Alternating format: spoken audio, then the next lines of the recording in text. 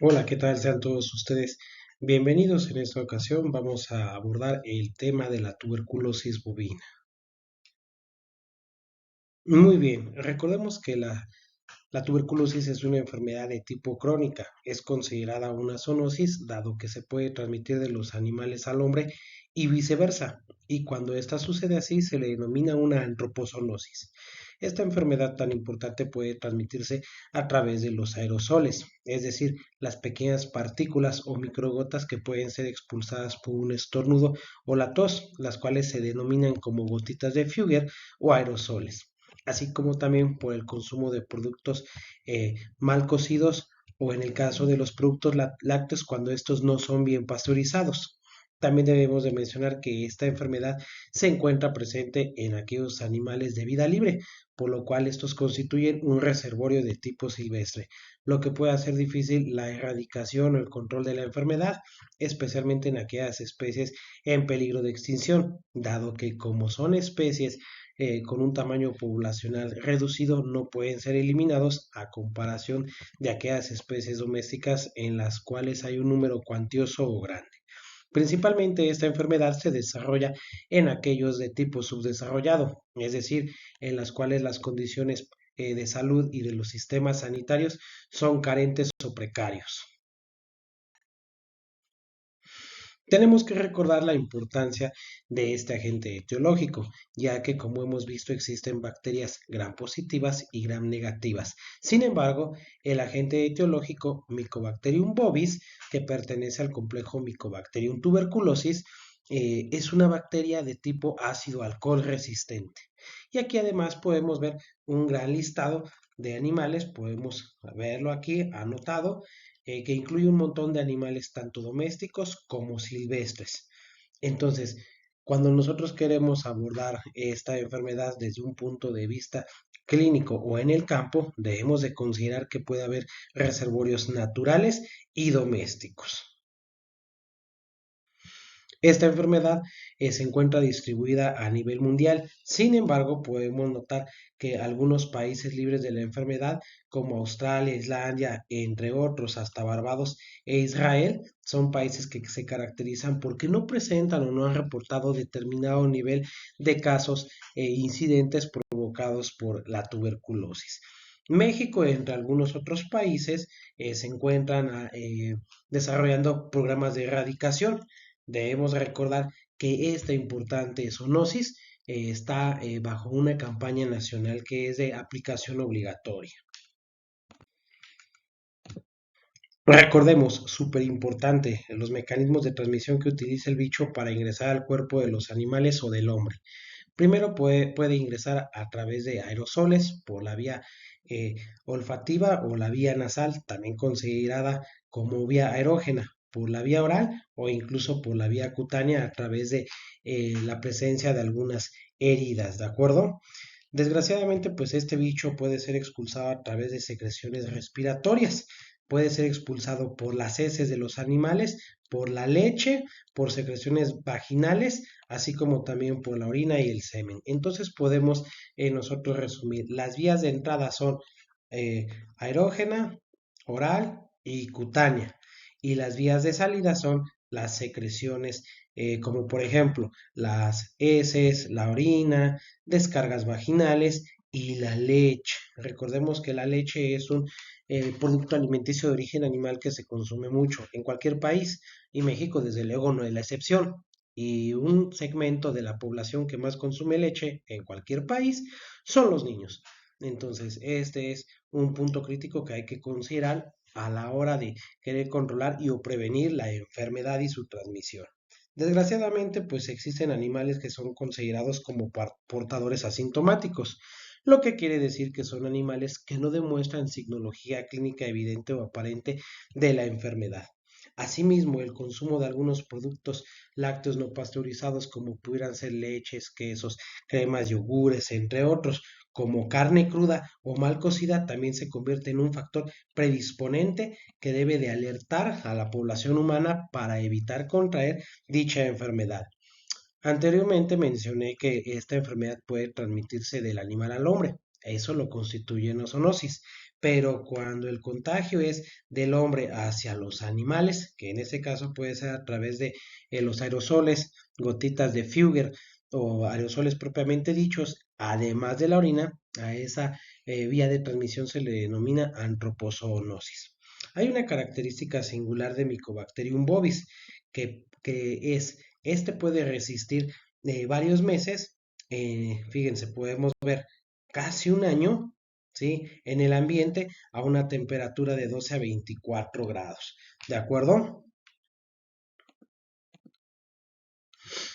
Recordemos, el periodo de incubación es el periodo de tiempo que necesita el microorganismo una vez alojado en el cuerpo del animal para posteriormente empezar a desarrollar lesiones tisulares y la manifestación de signos clínicos. En condiciones de laboratorio se ha demostrado que pueden tardar 3 semanas. Sin embargo, en estado de libertad o en condiciones naturales se ha demostrado que puede tardar meses.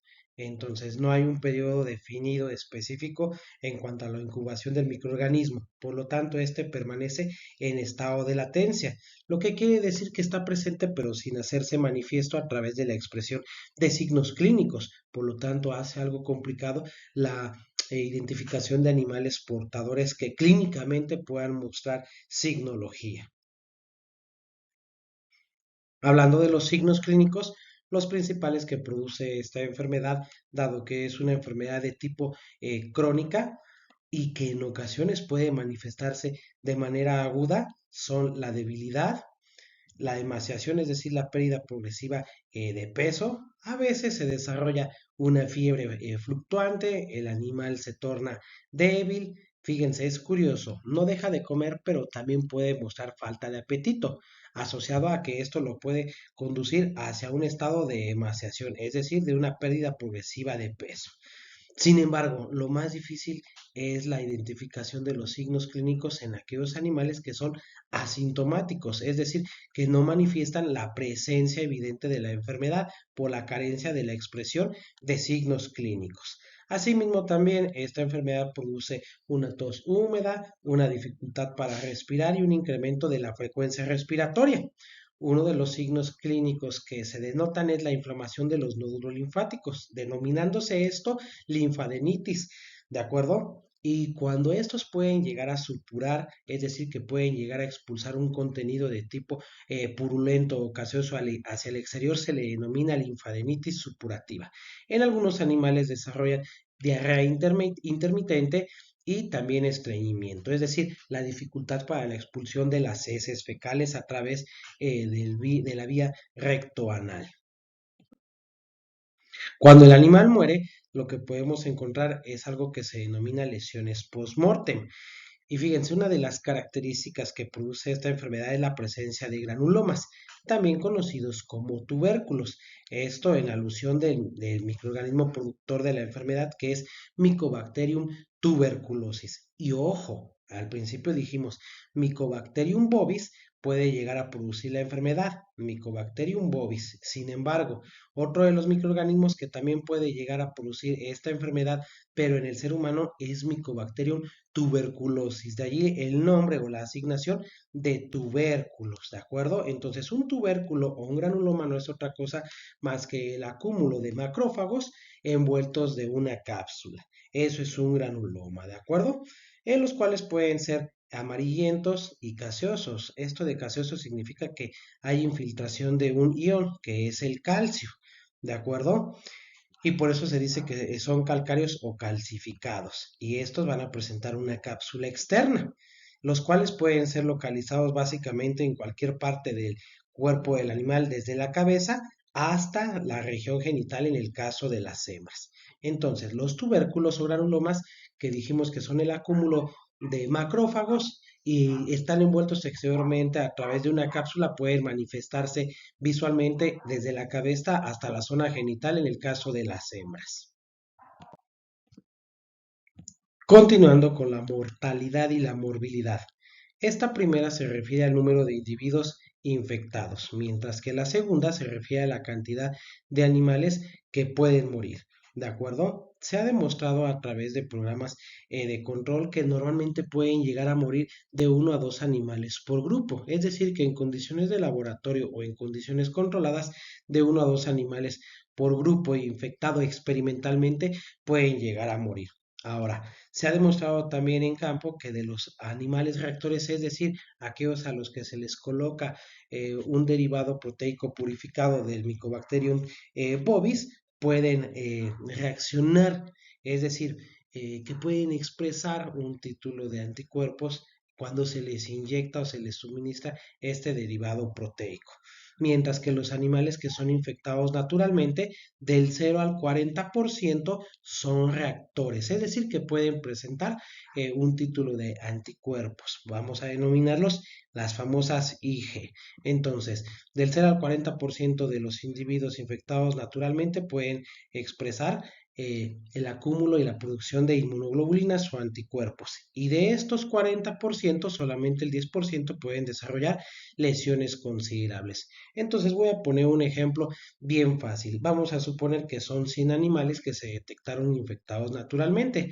40 de ellos, que representan el 40%, van a ser reactores. Y ahora, de esos 40, el 10%, que serían 4, solamente pudieran desarrollar lesiones considerables. ¿De acuerdo? Ahora, ¿de qué depende la morbilidad y la mortalidad de la enfermedad? Pues precisamente de las unidades formadoras de colonia del microorganismo presentes en el cuerpo o en el individuo, y así como también el nivel de anticuerpos o inmunidad celular y o humoral del individuo. Desgraciadamente, pues esto a veces se hace difícil de denotar o de determinar en los animales asintomáticos, sobre todo porque, repito, no manifiestan signos clínicos aparentes. Recordando además que se trata de una enfermedad crónica, debilitante y mortal, además de zoonótica. En cuanto al diagnóstico se refiere, este nos va a permitir llegar a él de dos maneras. Uno, a través del ejercicio clínico, es decir, a través de la evidencia, el análisis de la historia clínica, recabar datos, preguntar al productor qué tipos de signos clínicos evidentes manifestó, conocer la epidemiología, saber si se encuentran dentro de un área libre, un área A, un área B.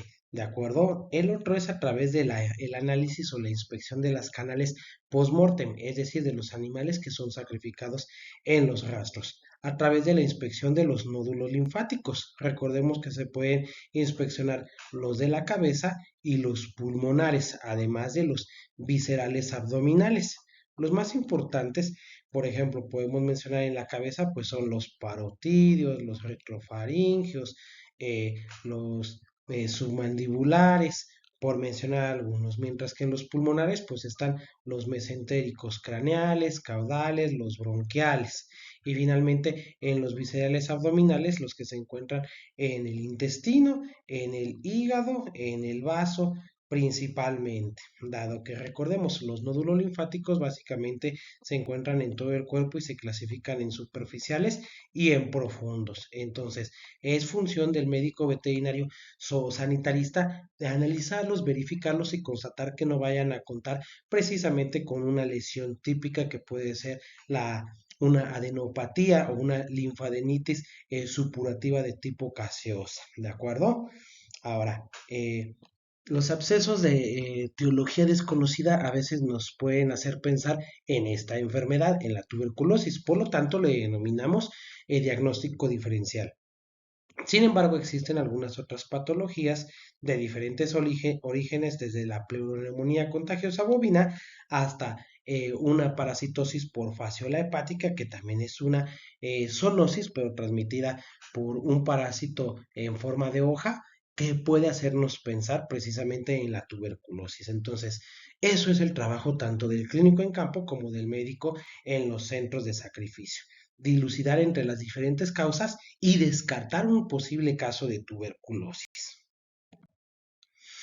Para llevar a cabo pruebas de laboratorio, bueno, pues se toman en cuenta las diferentes pruebas como son la histopatología, se puede solicitar una tinción de Ziel-Nielsen que vamos a colocarla aquí, aquí la tenemos, es la tinción específica para la identificación de las bacterias ácido-alcohol resistentes. Se puede utilizar una prueba de inmunofluorescencia, pero para las ácido-alcohol resistentes se puede solicitar una técnica de inmunoperoxidasa, de PCR, e incluso se puede solicitar pruebas de proliferación de linfocitos, sobre todo cuando la enfermedad se sospecha en animales silvestres o de zoológico, así como también se puede solicitar la prueba de ELISA o del interferón gamma. Todas estas se le denominan pruebas inmunológicas. Ahora, las muestras ideales para solicitar este tipo de estudios en laboratorio son los nódulos linfáticos, ya habíamos mencionado, los cefálicos, los pulmonares, viscerales, abdominales. Se pueden enviar pulmones, algunos otros órganos como el hígado, vaso, algún tipo de secreción, ya sea nasal, oral, a eso se le denominan esputos o incluso también de sangre del animal. Ahora, estas pruebas que tenemos aquí se utilizan en campo, son pruebas clínicas de campo que están indicadas en la norma 031 para la tuberculosis, la vigilancia y su erradicación en México, ¿de acuerdo? A eso se le llama prueba de inmunoreacción, no es otra cosa más que colocar un volumen muy pequeñito de un péptido derivado proteico purificado de Mycobacterium bovis o Mycobacterium avium. Se basa en una prueba de hipersensibilidad retardada, es decir, se mide la inflamación local en el sitio de aplicación y existen tres pruebas, la que son la de la cervical simple, la cervical comparativa y la del pliegue del ano caudal. ¿De acuerdo? Ahora, cuando el sanitarista o un médico en campo detecta un posible animal sospechoso a tuberculosis y lleva a cabo la necropsia o la inspección postmortem en el caso de los rastros, lo que se va a encontrar es esto que tenemos aquí, justamente es un nódulo linfático inflamado. Y esto que tiene aquí al interior es lo que se denomina apariencia gaseosa.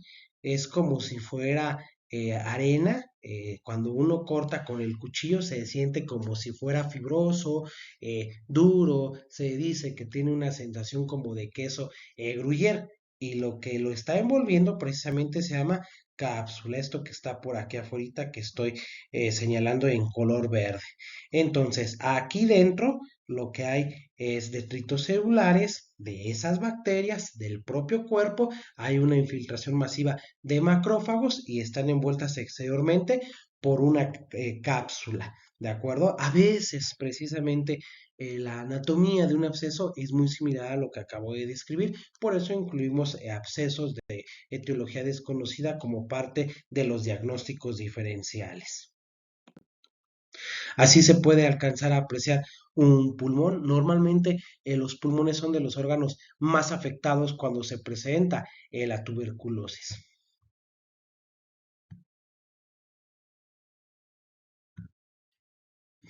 Aquí lo que podemos nosotros denotar precisamente es un nódulo linfático con apariencia gaseosa.